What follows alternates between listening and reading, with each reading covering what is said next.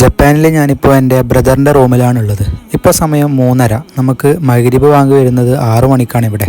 അങ്ങനെ റൂമിലേക്ക് കുറച്ച് സാധനങ്ങൾ വാങ്ങാൻ വേണ്ടിയിട്ട് ഇറങ്ങിയതാണ്. റമദാൻ ആണെങ്കിലും മറ്റുള്ള ദിവസങ്ങളിലാണെങ്കിലും നമ്മൾ ഒരുപാട് സാധനങ്ങൾ ഇങ്ങനെ റൂമിൽ വാങ്ങിച്ച് വെച്ച് കൂട്ടാറില്ല. ആവശ്യത്തിന് പോയിട്ട് കുറച്ച് സാധനങ്ങൾ വാങ്ങിയിട്ട് വരും. അപ്പോൾ നമ്മൾ സൂപ്പർ മാർക്കറ്റിലേക്ക് പോകുന്ന വഴിക്കുള്ള കാഴ്ചകളാണ് ഇതൊക്കെ. ഓറഞ്ചിൻ്റെ മരമൊക്കെ കണ്ടോ, സീസൺ ടൈമാണ് ഇപ്പോൾ. ഈ കാണുന്നത് ജപ്പാനിലെ ഡോർമെട്രി ആണ് കേട്ടോ.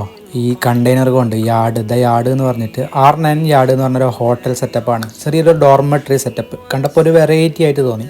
അങ്ങനെ ഇതാ നമ്മൾ സൂപ്പർ മാർക്കറ്റിലെത്തി. ഒരുപാട് സാധനങ്ങൾ വാങ്ങാനൊന്നുമില്ല, ഫ്രൂട്ട്സ് ഒക്കെ ഇഷ്ടംപോലെ ഇവിടെ ഉണ്ട്. അപ്പോൾ നമ്മൾ വാങ്ങാനുണ്ടായത് കുറച്ച് ഉള്ളി, പിന്നെ മുട്ട, പാല്, അങ്ങനെയുള്ള കുറച്ച് അത്യാവശ്യ സാധനങ്ങൾ വാങ്ങാൻ വേണ്ടിയിട്ട് വന്നതാണ്. കഴിഞ്ഞ നമ്മുടെ ജപ്പാനിലെ ആദ്യത്തെ നോമ്പ് തുറയുടെ വീഡിയോ എല്ലാവർക്കും ഇഷ്ടപ്പെട്ടു.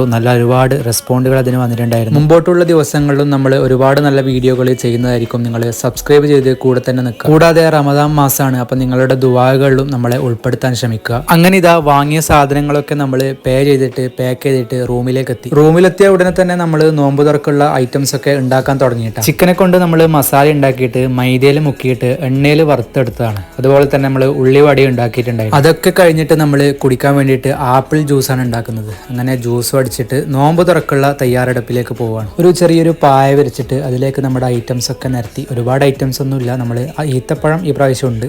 അങ്ങനെ ഇതാ ബാങ്ക് കൊടുക്കാനുള്ള സമയമായപ്പോൾ എല്ലാവരും ഇരുന്നിട്ട് നോമ്പ് കുറിച്ചു. അപ്പോൾ അത്രയേ ഉള്ളൂ, നമ്മുടെ നോമ്പ് തുറയൊക്കെ കഴിഞ്ഞു. ഇനി നമുക്ക് അടുത്തൊരു വീഡിയോ ആയിട്ട് കാണാം. ബൈ.